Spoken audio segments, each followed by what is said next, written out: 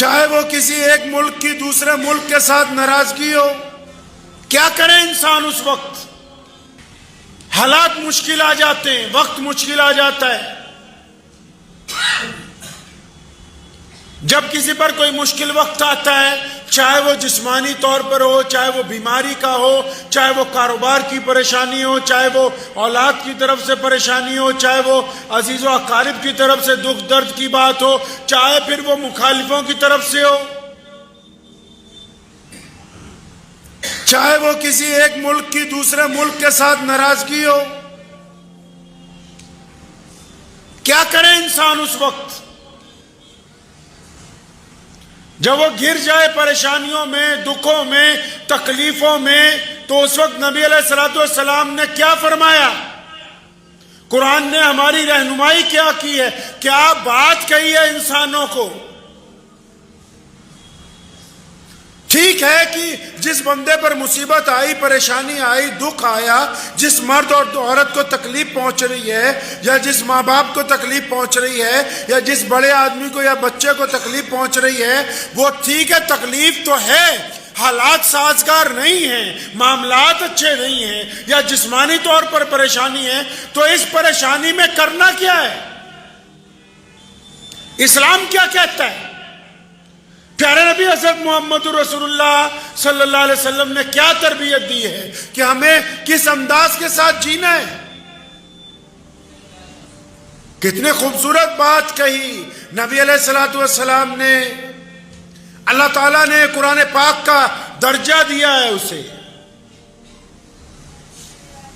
کیا جب نبی علیہ الصلوۃ والسلام غار کے اندر ہیں، سیدنا ابو بکر صدیق رضی اللہ تعالیٰ عنہ ساتھ میں ہیں، اور دشمن تلاش کرتے کرتے اس غار تک پہنچ گئے۔ اب غار سے آگے تو کہیں جانے کا راستہ نہیں ہے، بس غار کا منہ ہے، اور باہر چاروں طرف دشمن ہیں، اور اس بات کا اندیشہ ہے کہ اگر ان کو پتہ لگ گیا کہ آپ اسی غار میں موجود ہیں تو پھر کیا حالات ہو سکتے ہیں۔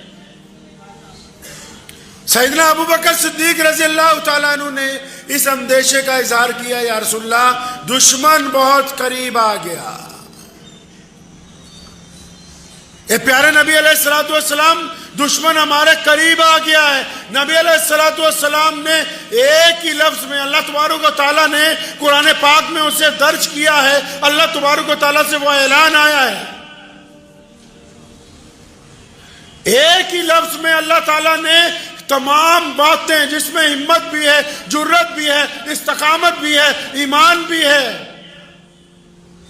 کیا فرمایا سیدنا ابو بکر رضی اللہ تعالیٰ عنہ کو؟ فرمایا لا تحزن، کہ ڈرو نہیں، اللہ ہمارے ساتھ ہے۔ ان جملوں نے نبی علیہ الصلوۃ والسلام کی، یہ جو جملے اللہ تبارک و تعالیٰ سے طرف سے آئے ہیں، ان الفاظات نے دنیا کے تڑپتے ہوئے انسانوں کو، دنیا کے دکھی انسانوں کو، دنیا کے پریشان لوگوں کو، اور دنیا میں خوفزدہ لوگوں کو، دنیا میں ڈر گئے لوگوں کو بس ایک حوصلہ دے دیا، اور کیا بتایا اللہ نے کہ گھبراؤ نہیں، گھبراؤ نہیں مشکل وقت میں۔ کتنی بڑی بات ہے۔ آج اگر کسی پر مشکل آتی ہے، وہ کیا کرتا ہے؟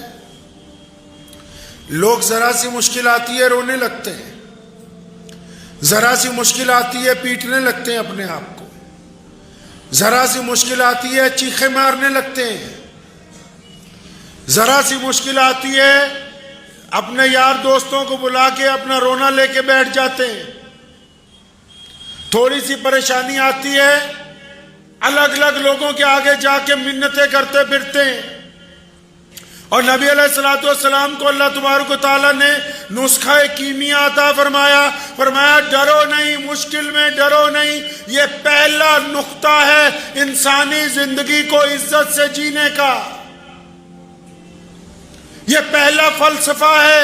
چاہے وہ کسی بھی مذہب سے کوئی انسان تعلق رکھتا ہو، اگر اس کو کوئی ڈرا رہا ہے اور وہ ڈر رہا ہے تو اس کا مطلب وہ جیتے جی اپنے آپ کو موت کی طرف لے جا رہا ہے۔ اگر کوئی ڈر رہا ہے بیماری سے تو اس کا مطلب جتنے دن بچے ہیں وہ ان کو ضائع کر رہا ہے۔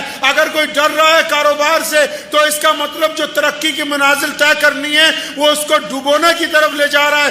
اگر کوئی ڈر رہا ہے اپنی اولاد کو سدھارنے سے تو اس کا مطلب وہ ان کو جہنم کی طرف دھکا دے رہا ہے۔ तबारक व तआला ने दो टोक फरमाया कि اے میرے پیارے نبی علیہ الصلوۃ والسلام آپ گھبرائیں نہیں, آپ ڈرے نہیں, کیونکہ اللہ کی ذات آپ کے ساتھ ہے. اور یہ کائنات کا دستور ہے کہ جن لوگوں کے ساتھ رب ہوتا ہے دنیا والے ان کا کچھ بگاڑ نہیں سکتے. جن کے ساتھ رب کی ذات ہوتی ہے دنیا والے ان کا نہیں کچھ بگاڑ سکتے. یہ فلسفہ نبی علیہ الصلوۃ والسلام نے عطا کیا, حکم دیا امت کو کہ مشکل وقت میں سب سے پہلے کیا کرنا, سب سے پہلے اس بات کا یقین رکھنا کہ ہمارا رب ہمارے ساتھ ہے. اور پھر مشکل وقت میں کیا کرنا, پھر مشکل وقت میں صبر کے ساتھ وقت گزارنا. مشکل وقت میں صبر کے ساتھ وقت گزارنا. اور تیسرا مشکل وقت میں کیا کرنا, اپنے دماغ کو, اپنے ہوش و حواس کو ٹھکانے رکھنا. اور پھر یہ دیکھنا کہ کیا میں کیا کر سکتا ہوں جو ان حالات سے میں باہر نکلوں.